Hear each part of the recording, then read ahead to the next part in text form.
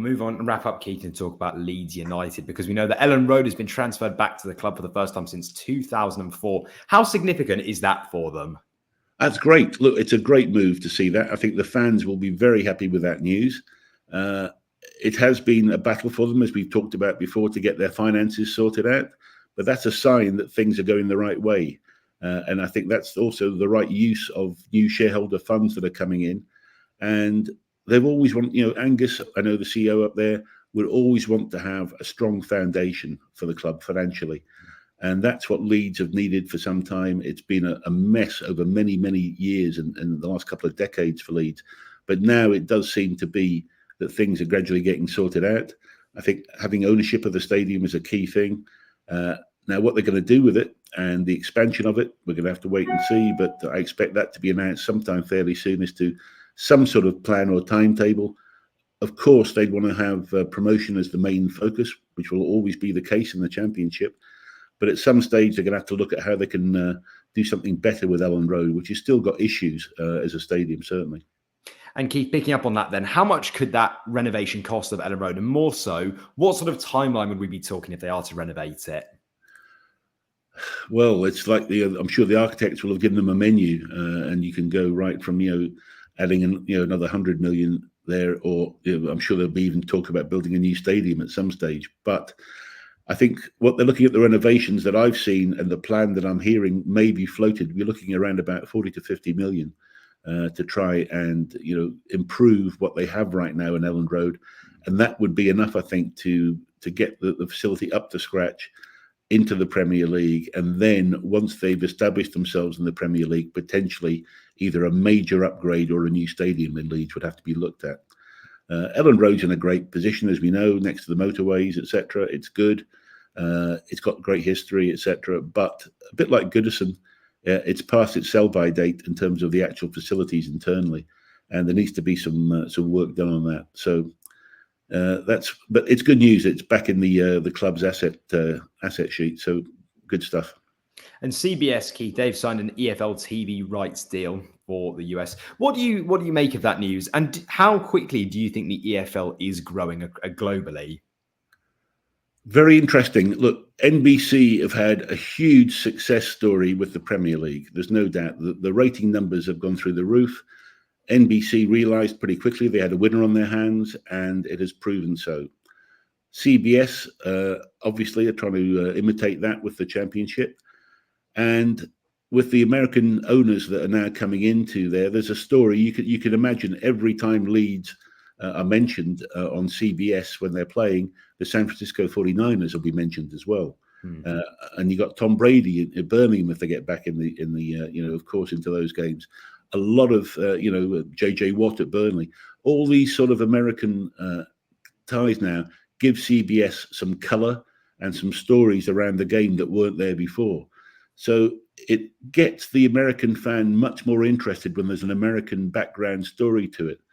I think Jordan Spieth, I think, is a couple of golfers are involved in Leeds as well.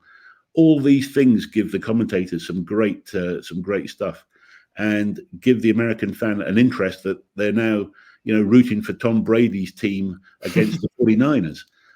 It's that sort of thing that can actually happen with the storyline. And that's a very compelling part, I think, if they do this right for CBS to make a success with it. I think the quality of the Championship is good enough to survive. Now you're getting you've got the World Cup coming up in America.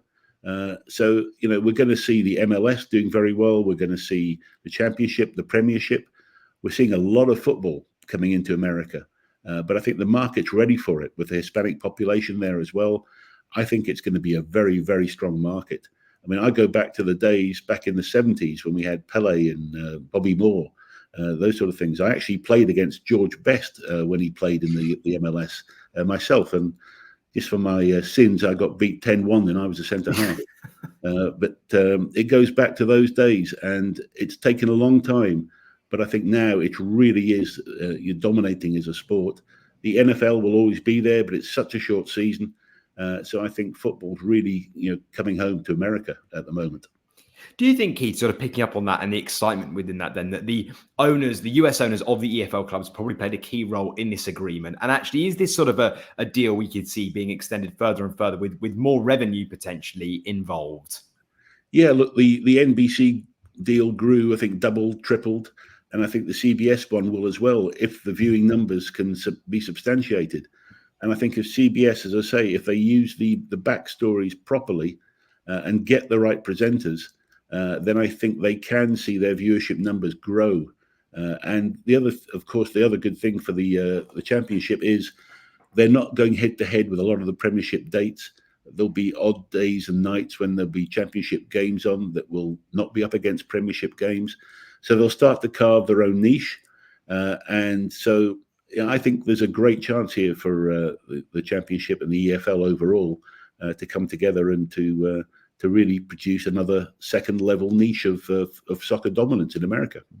And to wrap up totally, Keith, we know that West Ham United are currently in discussions with the club over Crescencio Somerville and his potential exit, but West Ham view him as it stands currently as too expensive. What are your thoughts, and how much should Leeds United value him at, given his performances last season?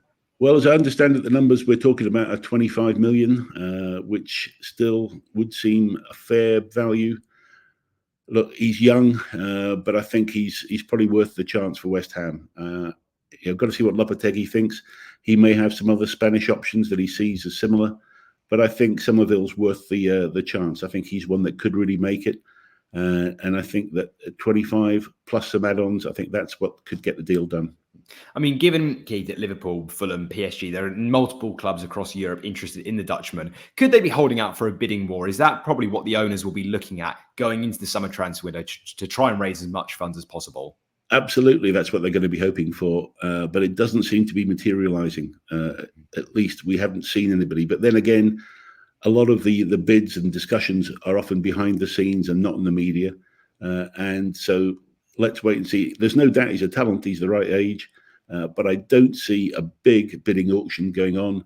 I think they should grab West Ham right now and move on. We'll move on and wrap up, Keith, and talk about Leeds United, because we know that Ellen Road has been transferred back to the club for the first time since 2004. How significant is that for them? That's great. Look, it's a great move to see that. I think the fans will be very happy with that news. It has been a battle for them, as we've talked about before, to get their finances sorted out. But that's a sign that things are going the right way. And I think that's also the right use of new shareholder funds that are coming in. And they've always wanted, Angus, I know the CEO up there, would always want to have a strong foundation for the club financially. And that's what Leeds have needed for some time. It's been a mess over many, many years and the last couple of decades for Leeds. But now it does seem to be that things are gradually getting sorted out. I think having ownership of the stadium is a key thing. Now, what they're going to do with it and the expansion of it, we're going to have to wait and see. But I expect that to be announced sometime fairly soon as to some sort of plan or timetable. Of course, they'd want to have promotion as the main focus, which will always be the case in the Championship. But at some stage, they're going to have to look at how they can do something better with Ellen Road, which has still got issues. You've just watched a segment from Football Insider's brand new podcast, The Inside Track, with me, Lewis Pearce, alongside the guests on the show. Thanks very much for tuning in. Please do give the video a like, comment your thoughts on the topic, and feel free to share on your social media pages. If you want to listen to the full podcast episode, click the link in the description below. Keep your eyes peeled for plenty more content and exclusives here on The Inside Track.